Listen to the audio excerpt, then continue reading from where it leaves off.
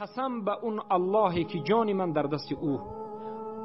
اللهی که ظالمان را دوست ندارد و اللهی که مظلومین را کمک می کند و به نصرتشون می آید. سنت کونی الله همین است که وقتی که در روی این زمین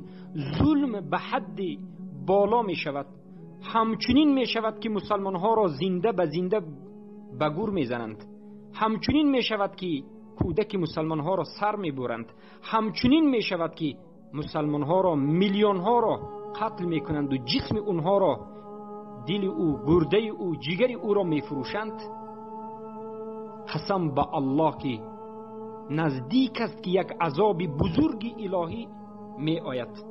و خود الله مسلمین را عزت می دهد و ظالمین را به یک عذاب شدید در همین دنیا گرفتار می کند. چرا؟ برای آنکه الله خودش وعده داده است وقتی که ظلم جوش می زند و غیر از الله هیچ کسی نمی ماند، هیچ کسی کمک نمی کند و همه مظلومین فقط به الله باز می گردند، نصرت الله می آید و یک عذاب شدید بر بالای ظالمین